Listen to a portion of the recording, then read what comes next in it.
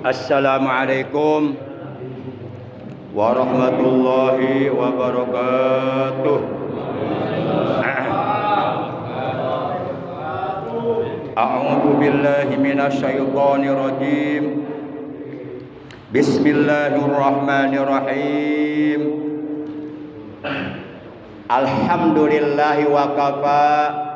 Wassalatu wassalamu ala sayyidina Muhammadinil Mustafa wal ali ma' sahbi wa tubba'i wila amma ba'd.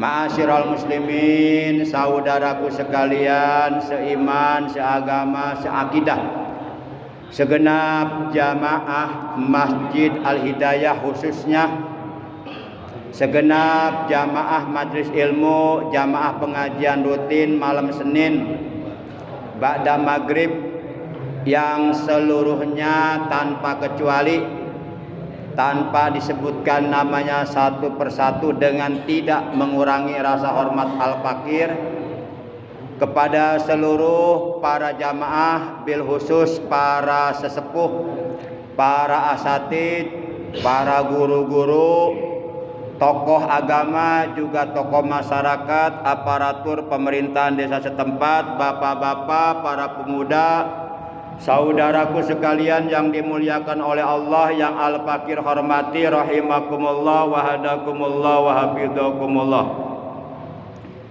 Yang pertama dan yang paling utama tentu kita panjatkan puja dan puji syukur kepada Allah Azza wa Jalla yang telah menganugerahkan kepada kita nikmat umur, nikmat sehat, juga nikmat-nikmat yang lainnya, terutama nikmat iman, Islam, ihsan, dan nikmat ilmu yang bermanfaat.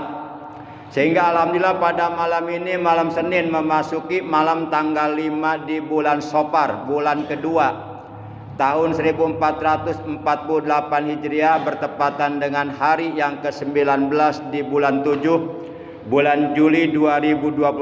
Alhamdulillah, dengan pertolongan Allah, dengan rahmatnya Allah, dan dengan berbagai macam nikmat yang telah dianugerahkan oleh Allah kepada kita, alhamdulillah malam ini kita dapat kembali duduk berkumpul, bermuajahah, bersilaturahim di majlis ilmu yang mulia ini. Semata-mata kita niat menjalankan perintah Allah dan Rasulnya yang hukumnya wajib, yang apabila kita kerjakan Allah menjanjikan pahala besar buat kita nanti di dalam sorga. Dan apabila kita tinggalkan, kita abaikan, kita lalaikan, Allah mengancam kita dengan azab yang pedih di neraka, yaitu kewajiban thalabul ilmi. Malam ini taklim rutin kita adalah merupakan taklim rutin pertemuan yang ke-400 berapa? 6 ya? 6 ya.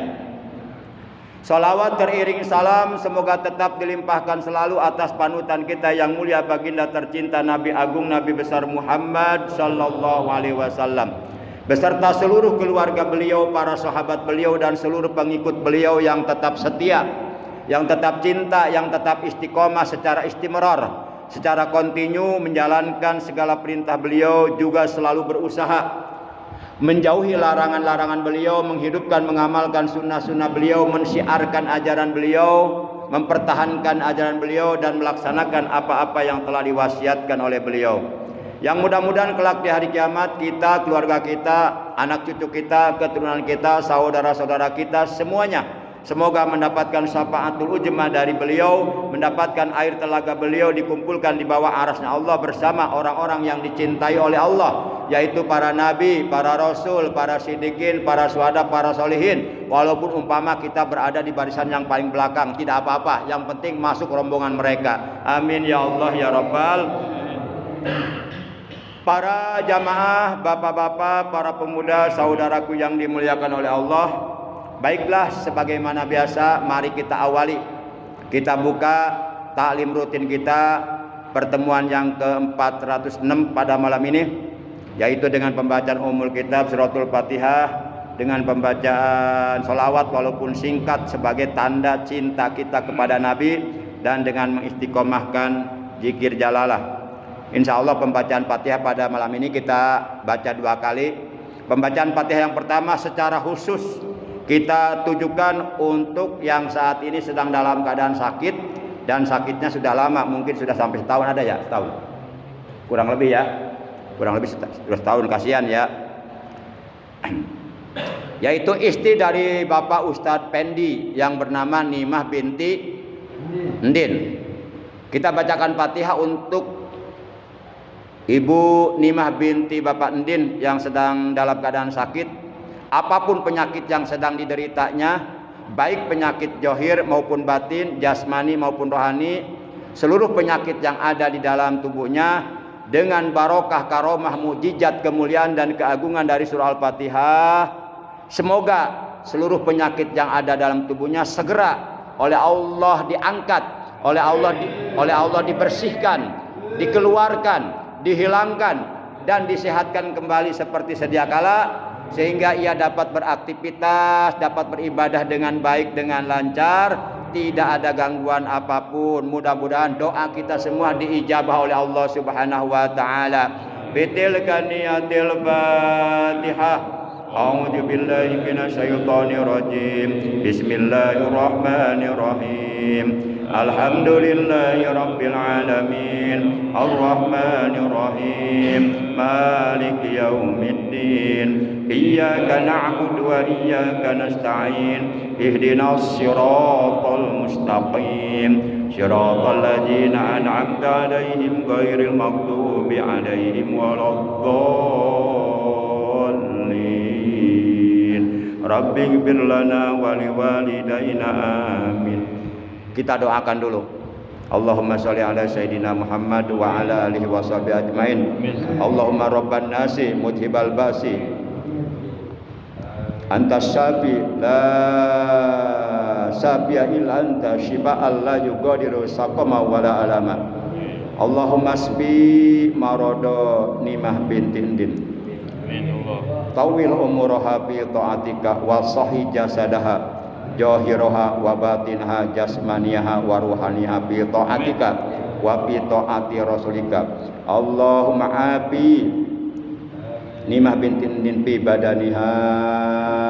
Allahumma la sahla illa ma ja'altahu sahla wa anta taj'al hazna idza syi'ta sahla. La ilaha illa anta subhanaka inna kunna minadh dhalimin.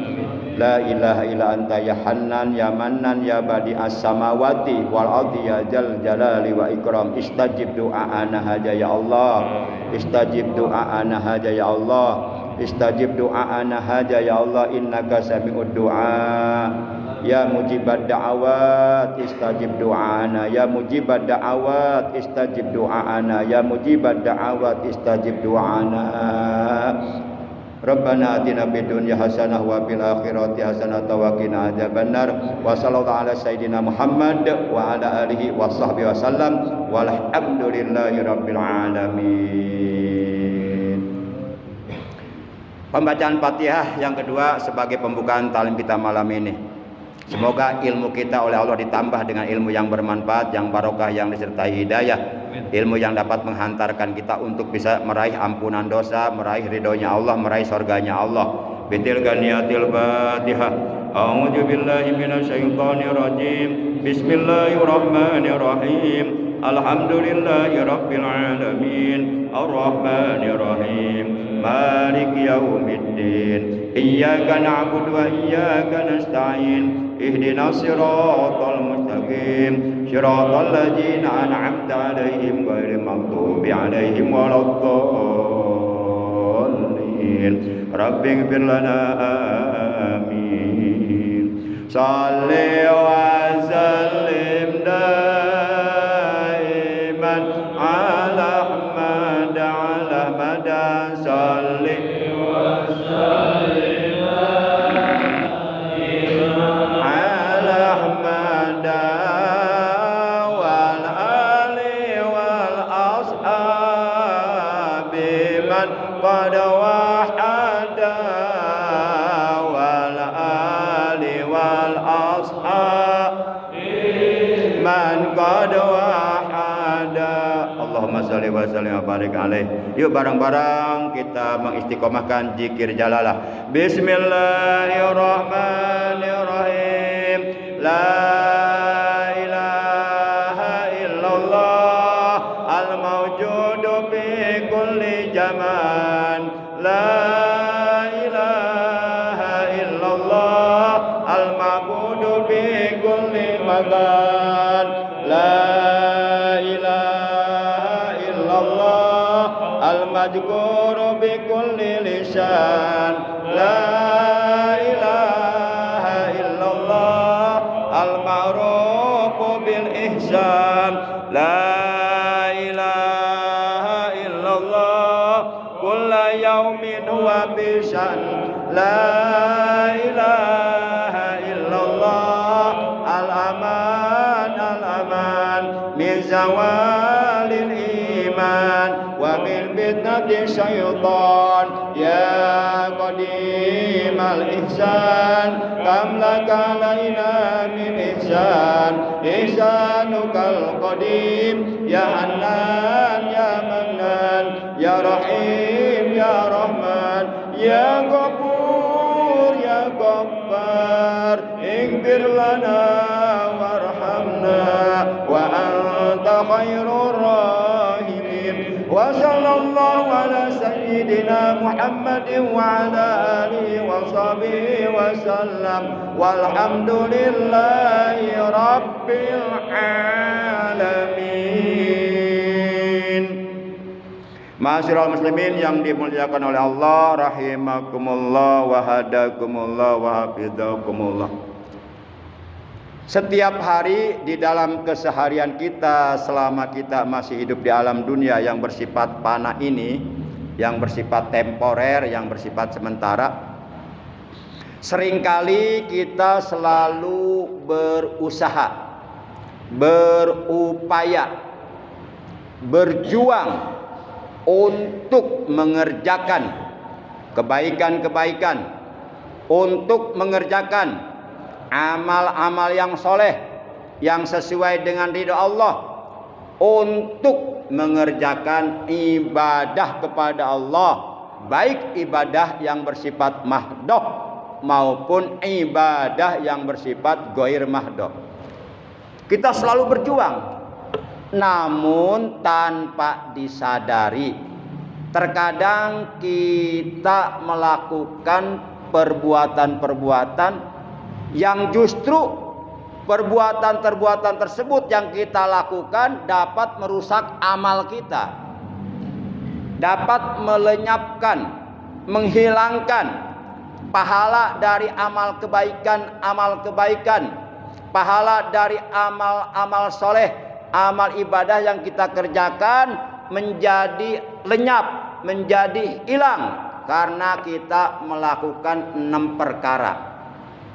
Jadi pada malam ini taklim rutin kita, mohon izin Al-Fakir ingin menyampaikan materi tentang menjaga amal dengan menjauhi atau dengan menghindarkan diri dari melakukan 6 perkara yang dapat merusak amal.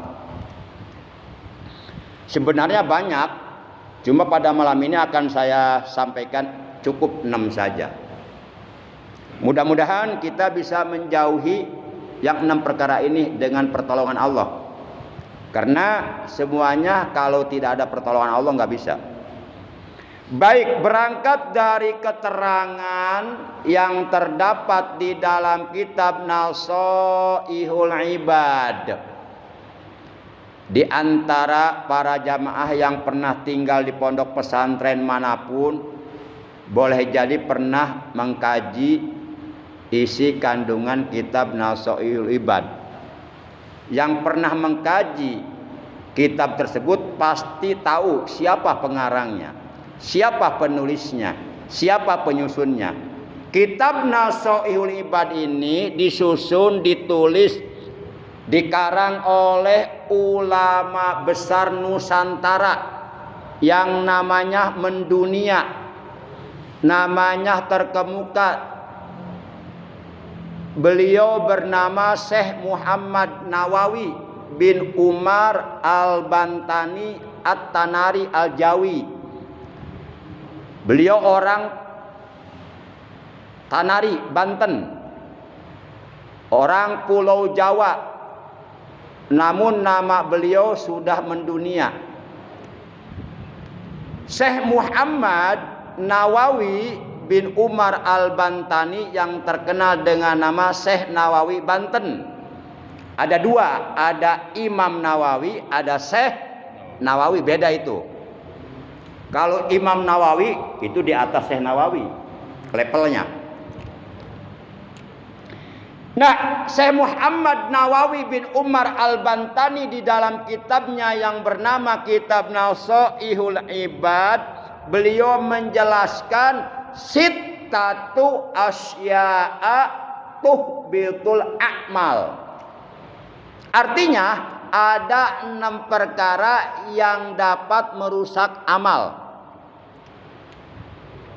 Artinya dengan melakukan 6 perkara ini, maka segala kebaikan, segala amal soleh, segala amal ibadah yang telah kita kerjakan akan menjadi rusak, akan lenyap pahalanya, hilang pahalanya, sehingga di akhirat nanti kita tidak mendapatkan pahala sedikit pun dari Allah. Nauzubillah min. Walaupun kita beribadah, berbuat baik, tidak mengharapkan bukan karena pahala. Kalau mengharapkan pahala dari Allah boleh. Yang nggak boleh karena pahala, nggak boleh. Jadi ibadah itu harus karena Allah. Tapi kalau mengharapkan pahala dari Allah boleh hukumnya, karena memang Allah menjanjikan pahala.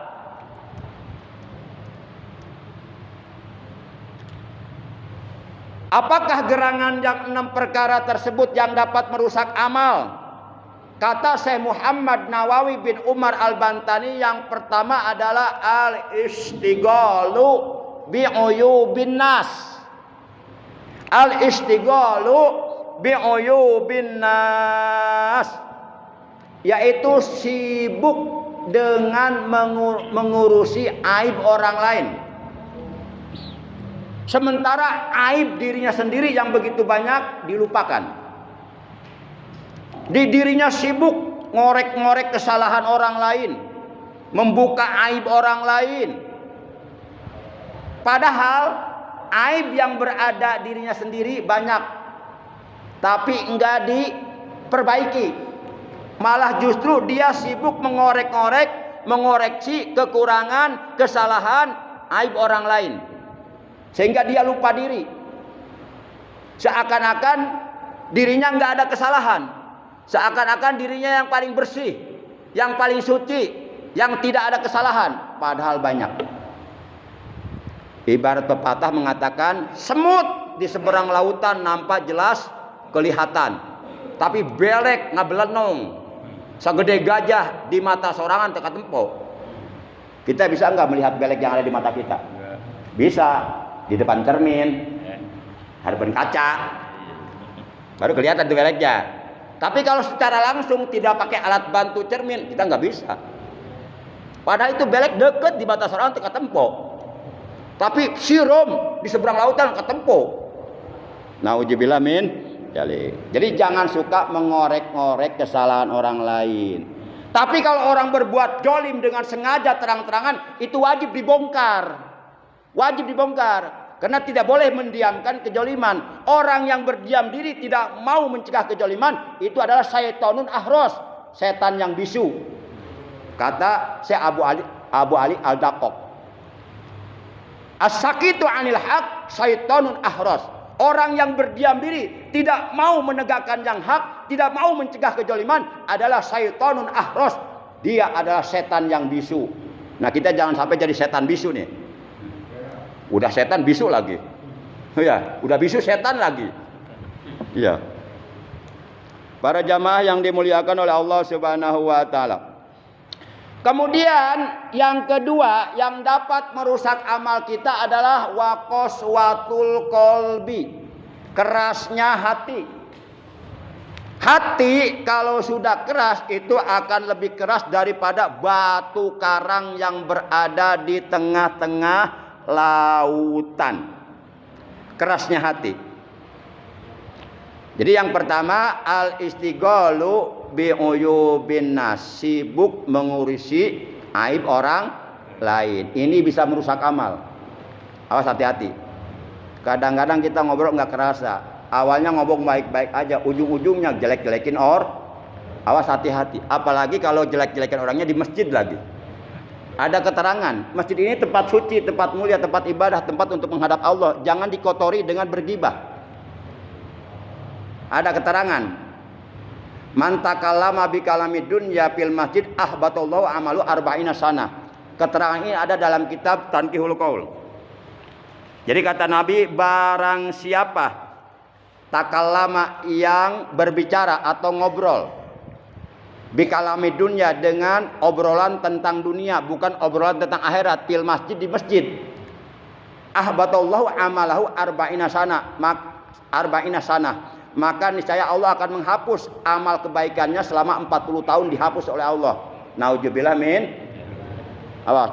Daripada kita ngobrol lalu kemudian kita lupa kepada Allah, menimbulkan banyak kesalahan yang kita lakukan, mendingan perbanyak berzikir kepada, apalagi di masjid, perbanyak zikir, sholawat. Kalau mau ngobrol silakan, tapi ngobrol tentang ilmu, tentang hukum agama, tentang akhirat, tentang perkara yang dapat mengingatkan kita kepada kematian.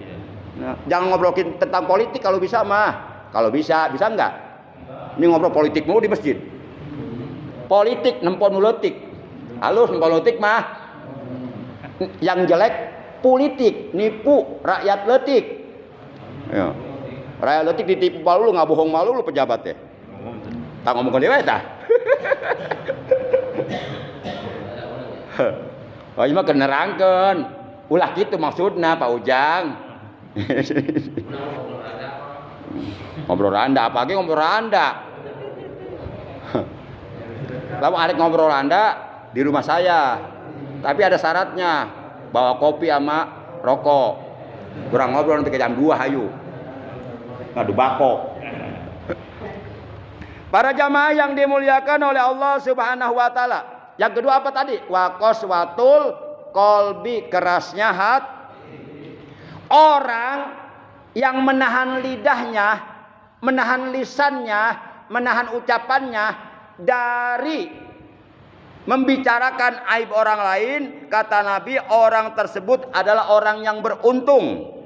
Sebagaimana dijelaskan oleh Nabi dalam sebuah hadis yang telah diriwayatkan oleh Imam Al-Bajjar. Beliau telah bersabda, tuba liman sagolahu aibuhu an uyubin nas. Beruntunglah orang yang sibuk mengurusi aib dirinya sendiri, sehingga ia tidak sempat mengurusi aib orang lain. Daripada kita sibuk ngurusin aib orang lain, mendingan kita sibuk ngurusin aib diri sendiri. Karena diri sendiri pun banyak aibnya.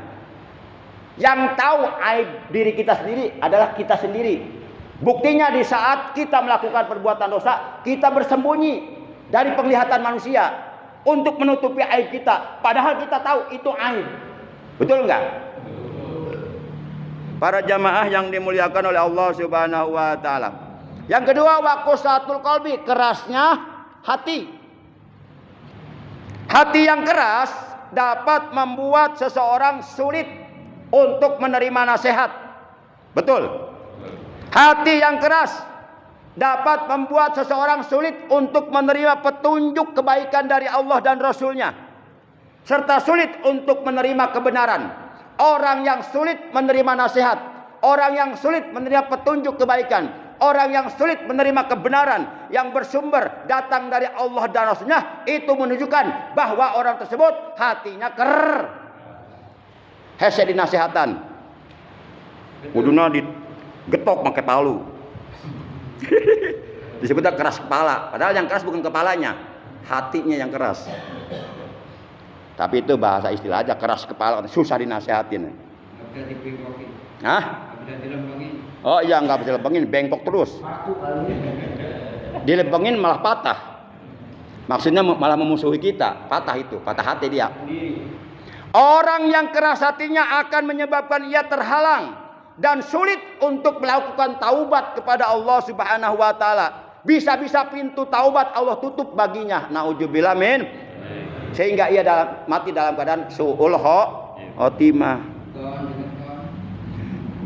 Dan orang yang sulit akan sulit pula baginya untuk memperbaiki dirinya. Bahkan orang yang keras hatinya ia akan jauh dari Allah. Doa-doanya tidak akan didengar oleh Allah. Doa-doa yang ia panjatkan kepada Allah, yang ia munajatkan kepada Allah walaupun tengah malam, tidak akan didengar oleh Allah, tidak akan diijabah oleh Allah. Kenapa? Karena Allah benci kepadanya. Kenapa Allah benci kepadanya? Karena dia punya hati, hatinya Boleh jadi doa kita selama ini nggak dijabah karena hati kita keras, nggak lunak. Para jamaah yang dimuliakan oleh Allah Subhanahu wa taala. Rasulullah Shallallahu alaihi wasallam dalam sebuah hadis yang telah diriwayatkan oleh Imam At-Tirmidzi, beliau telah bersabda, "Inna ab'adan nasi minallahi al-qalbul qasi."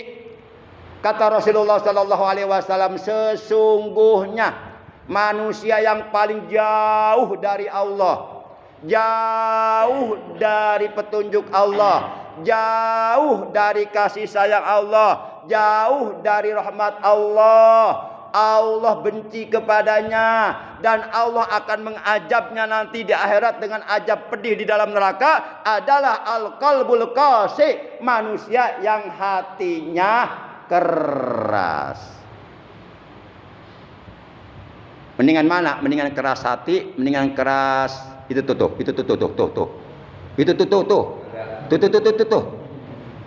Apa coba ya? Tebak. Oh, manuk. Si Abdul Goplak modern.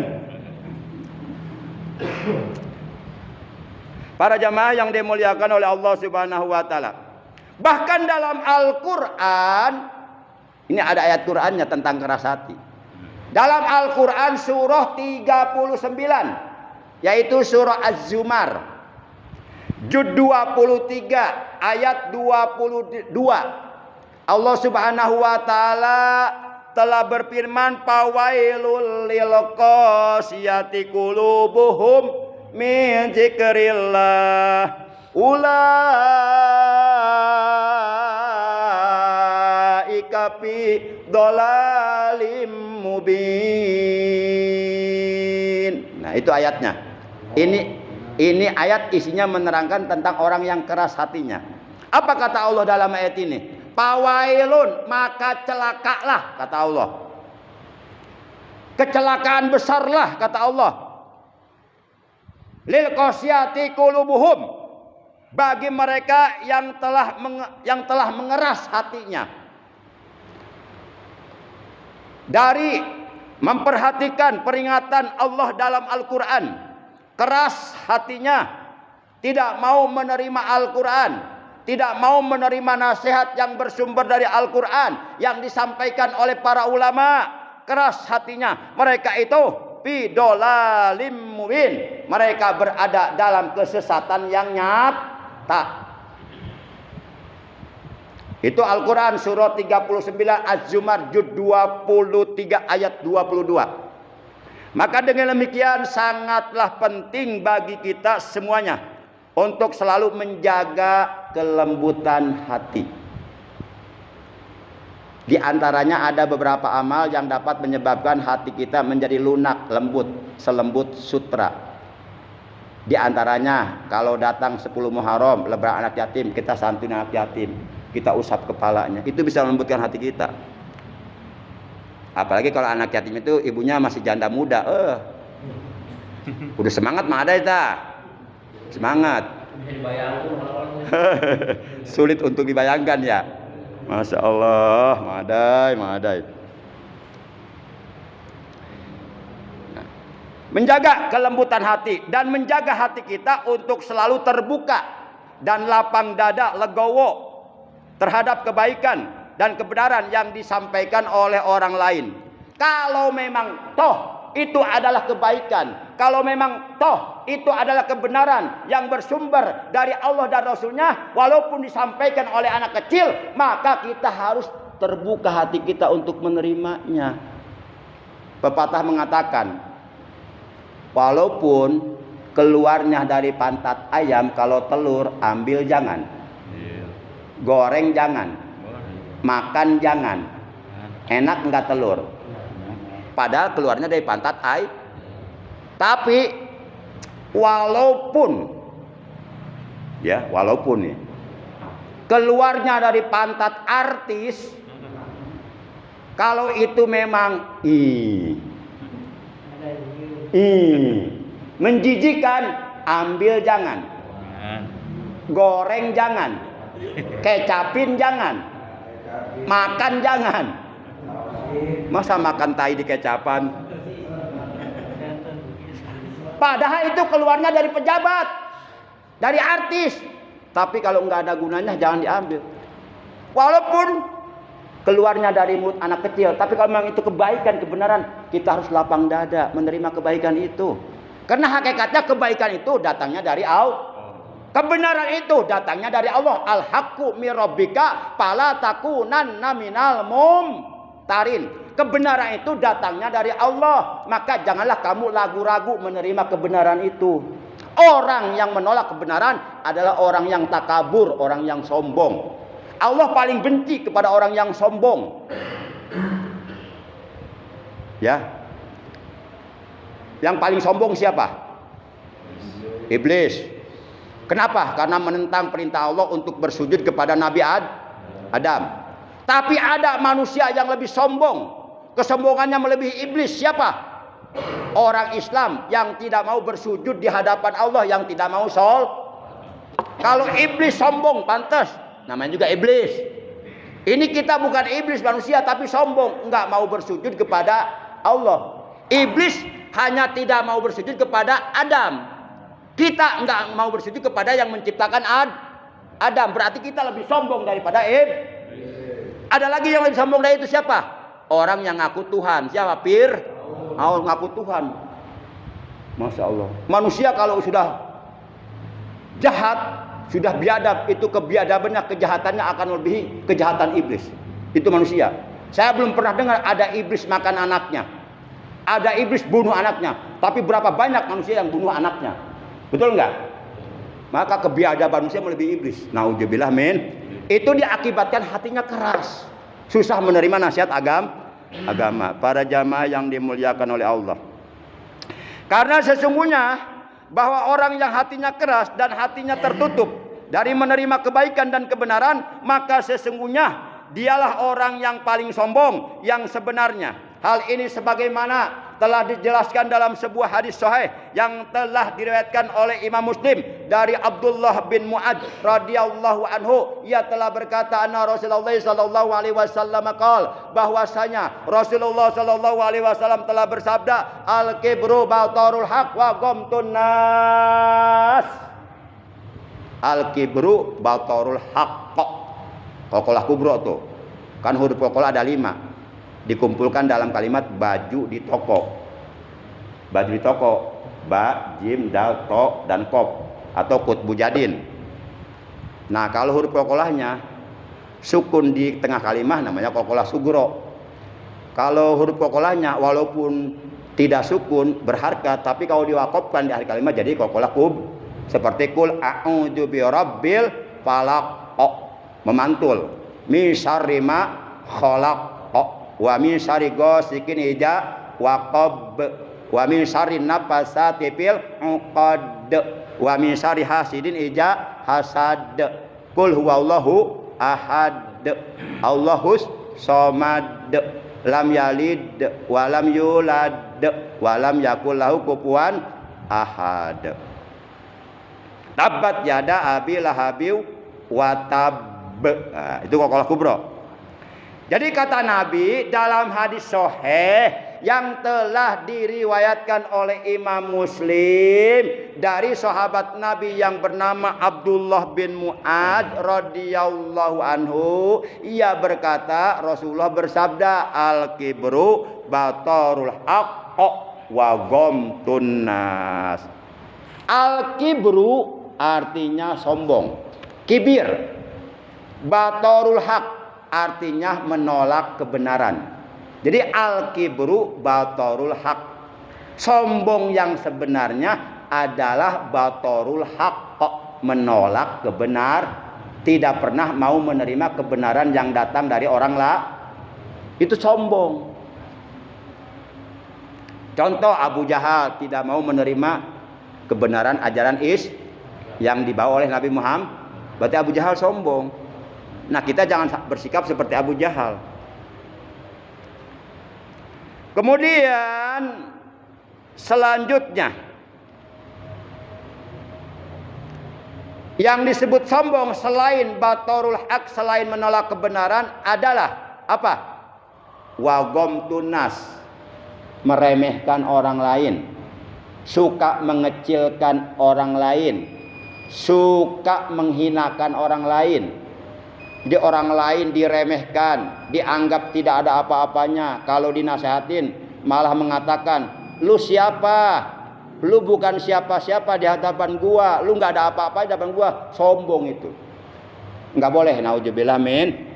Orang-orang yang sombong diharamkan masuk surga. Walau kana abidan, walaupun dia ahli ibadah, walaupun tahajudnya tiap malam, walaupun puasa Senin Kemisnya tiap minggu, walaupun baca Qur'annya setiap bulan khotam, tapi kalau dia sombong, menolak kebenaran, suka meremehkan orang lain, walaupun dia ahli ibadah, rajin ibadahnya, rajin sholatnya, rajin puasanya, bahkan ibadah hajinya tiap tahun mondar-mandir ke Mekah, itu diharamkan oleh Allah masuk surga. Karena Allah menciptakan surga bukan untuk orang-orang sombong. Nauzubillah min. Kita berlindung kepada Allah dari penyakit takabur dengan doa Allahumma inni a'udzubika minal kibri. Ya Allah, aku berlindung kepada Engkau dari kesombongan. Karena sombong itu adalah selendangnya Allah. Kata Allah, sombong itu selendangku. Maka barang siapa di antara kalian bersikap sombong, berarti kalian sudah bersikap tidak sopan, mengambil selendangku, mengambil hakku. Maka aku marah sama kamu, kata Allah. Nauzubillah min. Masih ada waktu nggak nih? Nggak habis? Ada. Masih ada, ntar minggu depan ya. Pak Komar aja, Pak Komar. Alhamdulillah. Insya Allah Pak Komar panjang umur. Sebab belum Pak Komar tos maut mal bisa hadir ya. Entah kalau nek hadir mah ulang ada gon maut. Masa hadir ada gon maut. Mal bisa hadir lagi maut mah. Baik para jamaah, oleh karena waktunya sudah habis, insya Allah pembahasan ilmu fikih tentang wudu akan kita lanjutkan kembali nanti malam Senin 2 minggu yang akan datang, mudah-mudahan. Tilu deui, tadi kan geus tilu. Tadi kan dendam rek kelangkeun. Oh, kakak tilunya? Oh, tilu deui. Apa waktu seep? Siap Danton. Siap. Engkade ulah pohonya. Kade ulah poho. Ulah poho maksudnya ulah poho ngajina. Ayeuna usul tilu deui tapi pas malam Senin 2 minggu kan tentu hadir deh. Ulah poho. Maksud ulah poho teu hadirna. Tilu deui nya. Kahiji tadi naon tadi? Sibuk mengurusi aib orang lah. Yang kedua keras hati. Yang ketiga apa tadi? Belum yang ketiga. Berarti opat deui. Opat deui. Siap. Jeung saha sih? Apa yang enggak sih buat kamu? Abdi teh mah ada yang nyambung banget ya. Tukang heureuy ya tuh mah. Baik para jamaah, oleh karena waktunya sudah habis, sudah masuk waktu Isya kurang ya. Ada pertanyaan. Bae naros.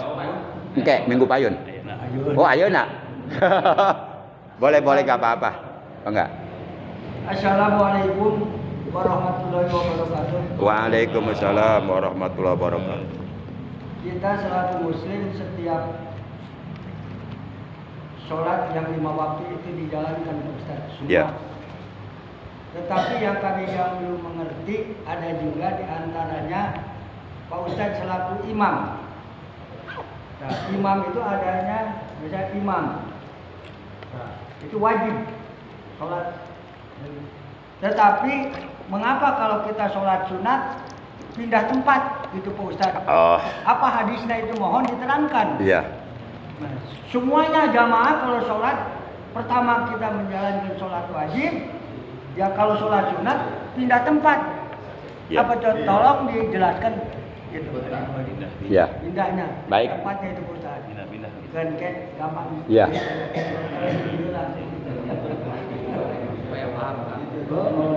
Ya, baik. Para jamaah yang dimuliakan oleh Allah Subhanahu wa taala, memang terdapat keterangan di dalam kitab Fathul Mu'in. Juga ada hadis yang menerangkan tentang tersebut, bahwa bagi siapapun yang akan melaksanakan sholat sunnah, yakni sholat yang hukumnya seperti qobliyah, badiah dan lain sebagainya, itu memang dianjurkan agar tempat yang digunakan untuk sholatnya berpindah-pindah. Misalnya nih, qobliyah 2 rakaat di sini setelah maghrib ya, badiah maghrib di sini. Misalnya sholat lagi 2 rakaat, misalnya sholat awabin di sini. Misalnya sholat lagi 2 rakaat, sholat lihibjil iman di sini. Jadi sampai 3 tempat dalam melaksanakan sholat badiah maghrib, sholat awabin dan sholat lihibjil iman. Apa maksud dan tujuannya? Supaya banyak tempat yang ia gunakan untuk bersujud kepada Allah. Karena setiap tempat yang dia gunakan untuk bersujud itu kelak di hari kiamat akan jadi saksi. Maka perbanyaklah saksi dengan cara memperbanyak tempat sujud. Caranya ketika kita sholat sunnah pindah kecuali sholat fardu. Udah di situ masa pindah-pindah. Masa rakaat pertama di dieu, rakaat kedua pindah ke dieu, rakaat ketiga pindah ke dieu, eta mah error. Begitu Pak Haji? Ya jelas Pak. Iya. Iya. TV gitu Pak. Oh iya. Berarti abdi sarua jeung TV-nya. Beda Pak. TV mah irungan. Gitu, Ya siap. Siap Pak Haji, atur nuhun Pak Haji nya. Saya Pak Haji kasepuhan naroskeun eta teh. Nya saya. Supaya sedayana jamaah ngar. Iya jadi terang itu nya. Mohon laras saya Pak Haji. Jadi gitu Bapak-bapak, kalau kita melaksanakan sholat sunnah lebih dari 2 rakaat, pindah-pindah tempat supaya banyak tempat yang kita pakai sujud. Karena itu akan menjadi saksi di hari kiamat. Jelas ya? Baik, mari kita tutup ta'lim kita dengan ucapan hamdalah. Alhamdulillahirabbil alamin. Subhanakallahumma wa bihamdika asyhadu an la ilaha illa anta wahdaka la syarika laka astaghfiruka wa atubu ilaik. Rabbana atina fid dunya hasanah wa fil akhirati hasanah wa qina adzabannar. Wa sallallahu ala sayidina Muhammad wa ala alihi wasallam. Walhamdulillahi rabbil alamin. Demikian, terima kasih. Hadanallahu wa iyyakum ajmain. Wassalamualaikum warahmatullahi wabarakatuh. Sallallahu alaihi wasallam. Sallallahu ala Muhammad. Sallallahu alaihi wasallam. Sallallahu ala Muhammad. Sallallahu alaihi wasallam. Sallallahu ala Muhammad. Sallallahu alaihi wasallam. Sallallahu ala Muhammad. Sallallahu alaihi wasallam. Sallallahu ala Muhammad. Sallallahu alaihi wasallam. Damang. Sallallahu ala Muhammad. Sallallahu alaihi wasallam. Sallallahu ala Muhammad. Sallallahu alaihi wasallam.